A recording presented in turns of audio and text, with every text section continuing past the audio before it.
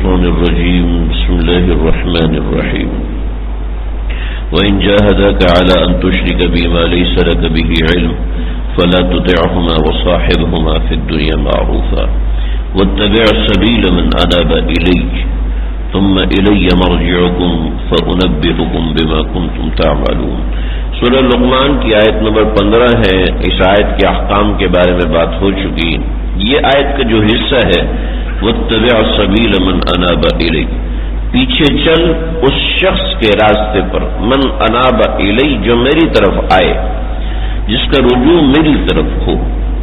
ثم الی مرجعکم، پھر میری طرف ہی لوٹ کر آنا ہے تم سب نے. فانبئکم، پھر میں تم کو بتاؤں گا بما کنتم تعملون، وہ اعمال جو تم کرتے تھے. واتبع سبیل من اناب الی، بڑی اہم آیت کا حصہ ہے، بہت ہی اہم حصہ ہے.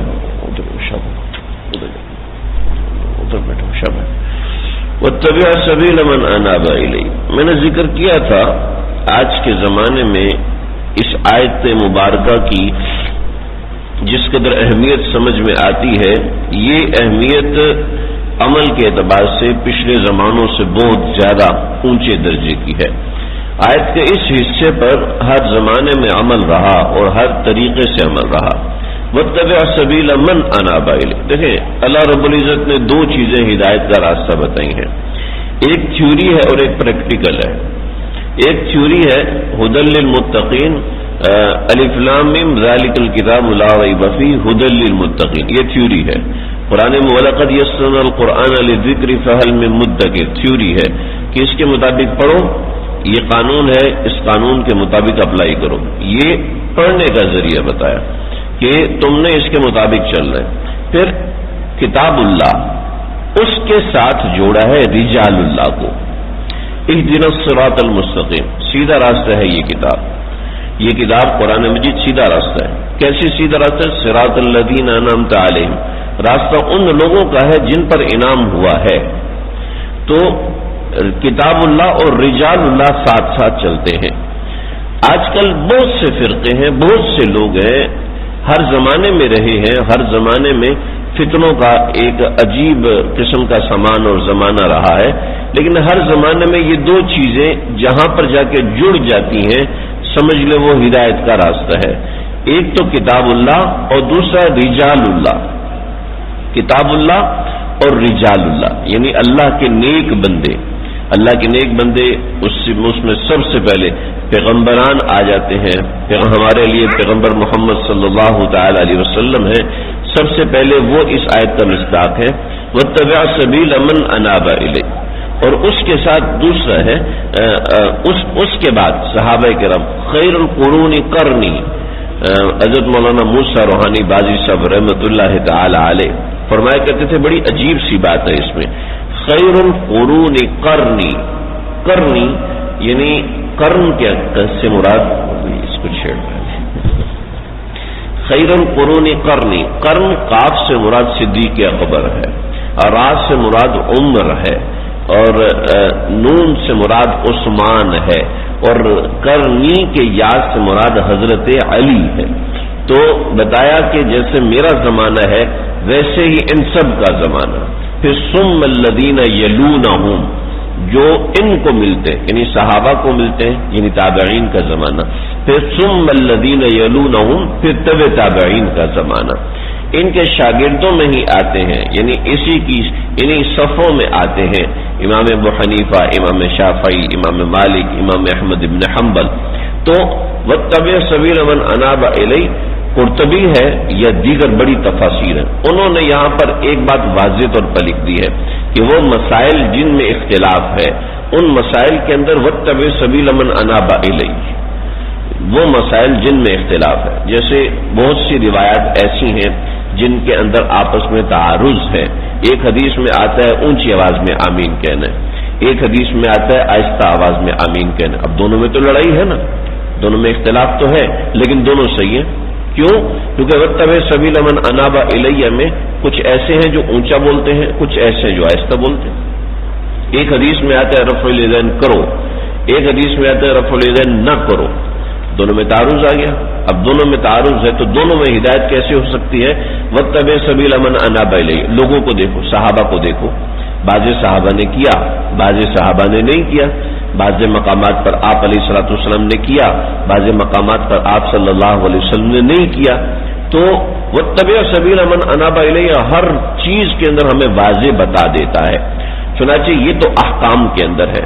احکام کی مثالیں اتنی زیادہ ہیں کہ یہ بڑا دلچسپ موضوع ہے، اس کو سمجھنا بھی چاہیے، سیکھنا بھی چاہیے. لیکن ظاہری بات ہے احکام میں خشکی آ جاتی ہے، عام طور پہ لوگوں کو سمجھ میں نہیں آتا. یہ 2-4 مثالیں میں نے آپ کے سامنے رکھی. احکام سے آگے اعمال کی مثال مدارک میں ہے یا مظہری میں، مجھے یاد نہیں کون سی تفسیر میں. من اناب الیہ سے مراد اصحاب نور ہے. اصحاب نور وہ حضرات جو کہ نورانیت اپنے دل میں لے کے رکھے ہوئے ہیں، ان سے ملو. مراد اہل ذکر ہے، یعنی اللہ والے، ان کے پاس جاتے رہنا چاہیے، ان کا راستہ دیکھتے رہنا چاہیے اور دیکھتے رہنا چاہیے کہ ہم ان کے طریقے کے مطابق چل رہے ہیں یا نہیں چل رہے. جس کو ہمارے بزرگان دین نے شاہراہ اولیاء کہا کہ بزرگ اور اللہ والے جس طریقے کے مطابق اپنی زندگی گزارتے ہیں اس طریقے کے مطابق زندگی گزارنے کی فکر رکھنی چاہیے. اور جو شخص اس کے مطابق زندگی گزارتا ہے پھر اس آیت پر عمل ہوتا ہے. چنانچہ قرآن میں بے شمار جگہ پر ہے فادخلی فی عبادی وادخلی جنتی، پہلے میرے نیک بندوں میں داخل ہو جاؤ پھر تم جنت میں جاؤ گے. پھر اسی طریقے سے اللہ رب العزت نے قرآن مجید میں وَأَطِيعُوا اللَّهَ وَأَطِيعُوا الرَّسُولَ وَأُولِي الْأَمْرِ مِنْكُمْ، تو اولی الامر یعنی من انابا الیہ پہ چلنے والے یہ لوگ ہیں، ان کو اپنا اولی الامر بنا لو. تھوڑا سا مشکل ہو گیا، میں نے عربی کے الفاظ زیادہ بول دیے. یہ مطلب یہ ہے کہ تمہارے حکم، تمہارے معاملات ایسے لوگوں کے مطابق چلنے چاہیے جو اللہ تعالیٰ سے رجوع رکھنے والے ہوں. چنانچہ وشاورہم فی الامر میں صحابہ سے مشورے کا کہا.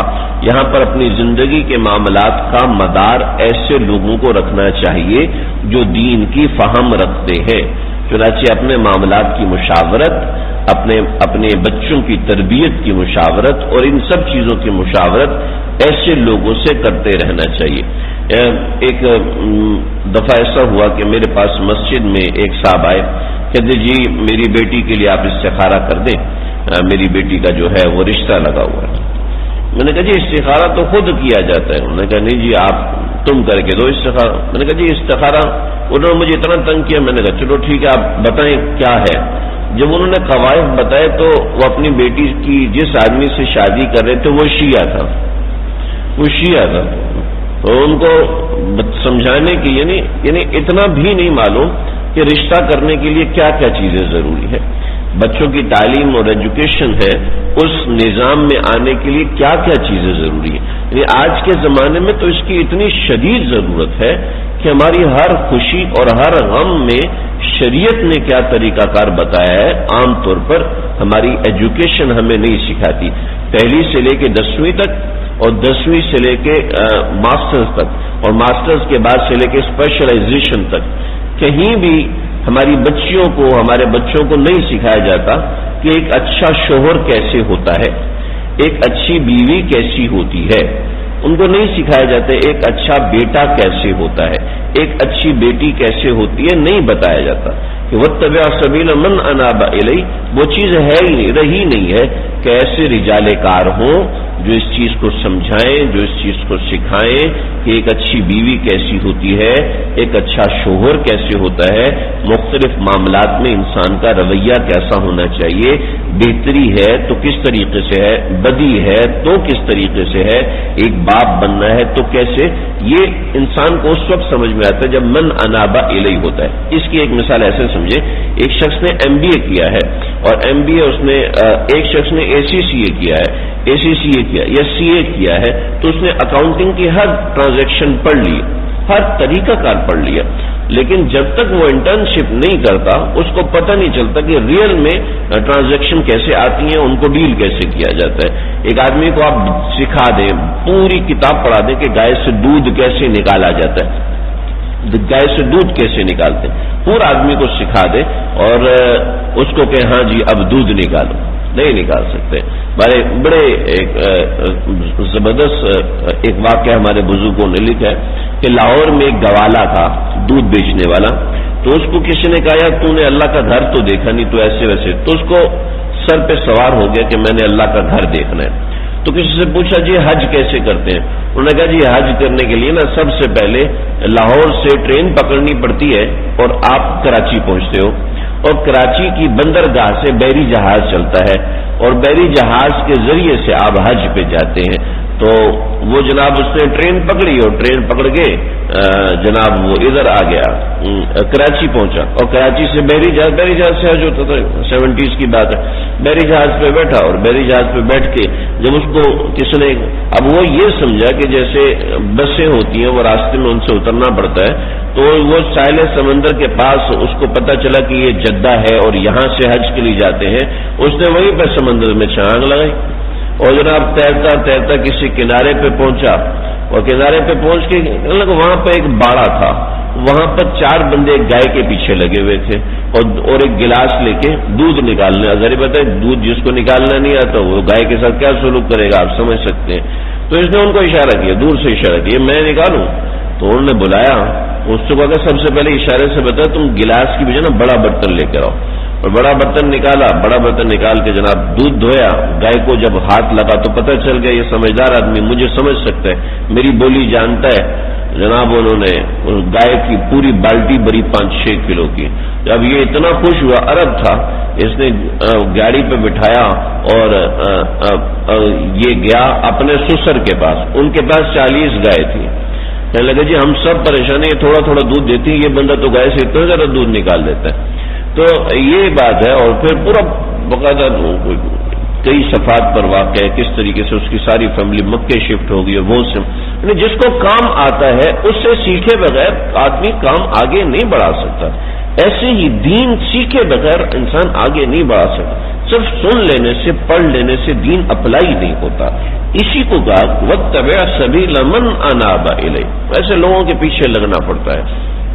حضرت مجذوب رحمۃ اللہ علیہ کو حضرت مفتی جمیل احمد تھانوی رحمۃ اللہ علیہ نے لکھا کہ حضرت آپ کو جو اللہ تعالیٰ نے نسبت عطا فرمائی ہے وہ آپ مجھے سے. حضرت مجذوب رحمۃ اللہ ڈپٹی کلیکٹر تھے، یعنی ICS پڑھے ہوئے تھے، اور مفتی جمیل احمد تھانوی دیوبند کے فاضل بہت بڑے مفتی تھے.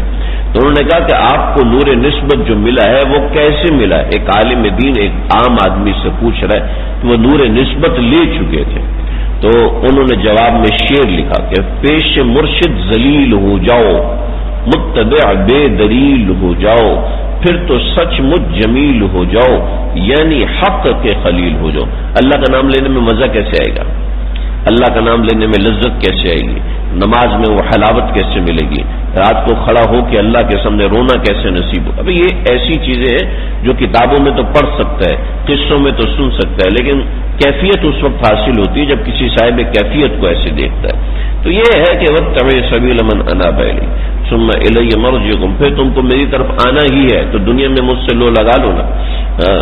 دنیا میں مجھ سے لو لگا لو گے تو فانبئکم، میں پھر تم کو بتاؤں گا بما کنتم تعملون، جو اعمال تم کرتے تھے. اس میں بڑے پھر راز کھلتے ہیں اور بہت سی چیزیں سامنے آتی ہیں. اللہ سمجھنے کے عمل کریں.